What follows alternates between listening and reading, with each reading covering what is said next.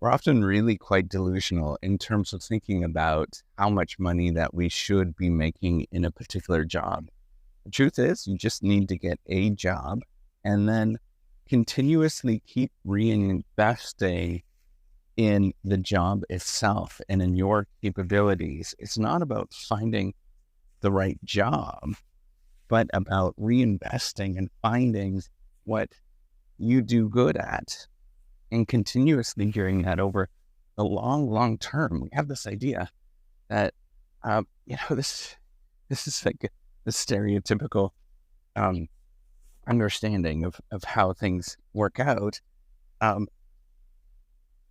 there is like this idea that when you get your first job, that you should make a whole bunch of money. And so what does this do is that because we know that your first job makes a big impact on the rest of the wages that you make.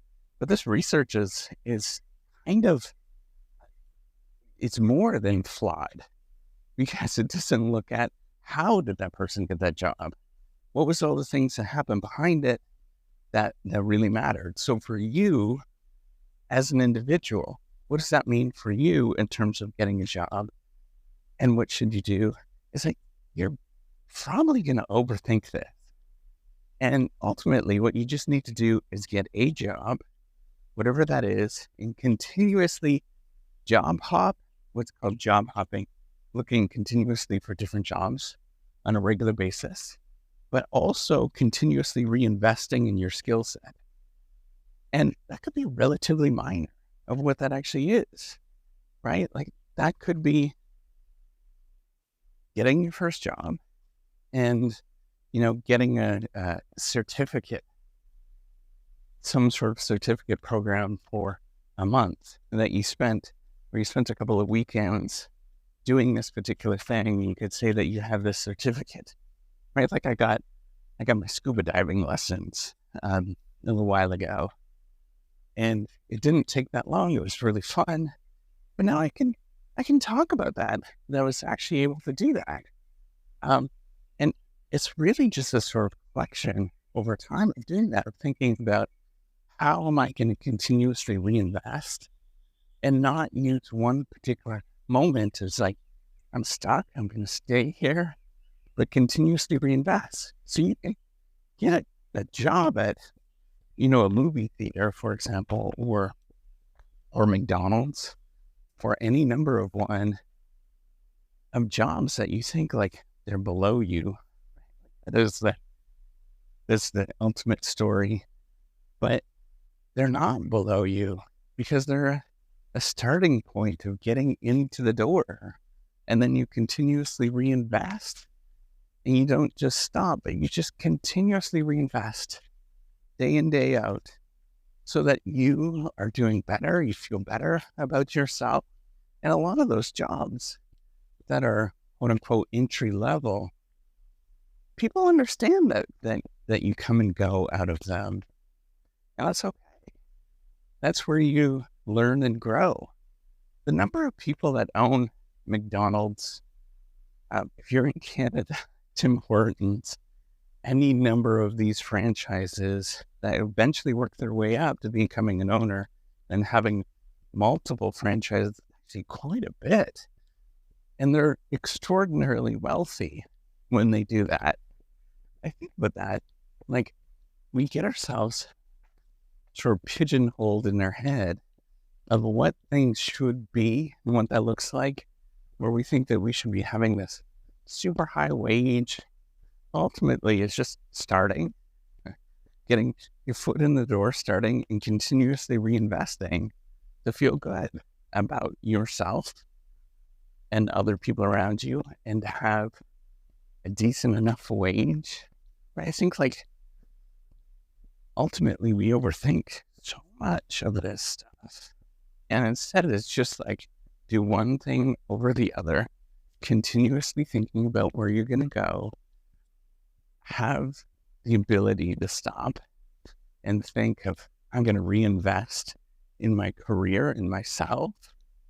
And it's not necessarily reinvesting in the career, but you're reinvesting in yourself, where you're just building slowly over time a skill set that is quite remarkable, right? And yes, there are some things that give you a quantitative leap, but they also bring like different degrees, right? Like getting an MBA, something like that.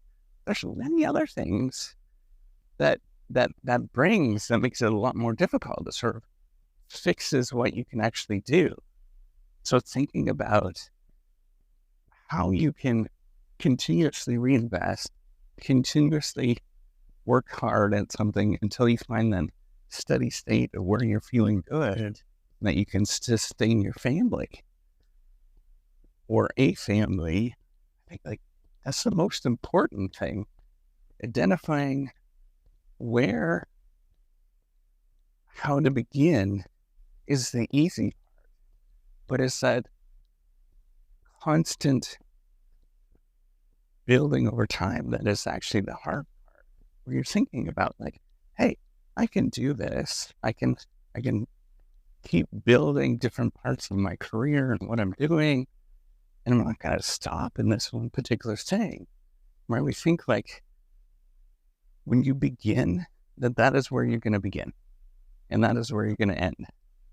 It's not the truth, right? Like if you go into a construction job, that's not the end of where you're going to be. You may be in construction for the rest of your life, but you might end up owning the construction company. But it just requires you to get going, to work at it, and repeatedly work at things. I think we're being sold a bill of goods in much of our culture where we think that there's only one particular way. And if you're not doing it, then that must mean that you're a loser. That's not the case at all, right? You have to get up, get going, try every single day, keep working at it until you actually start moving your way up. Many of these large companies that you think about, McDonald's, movie theaters,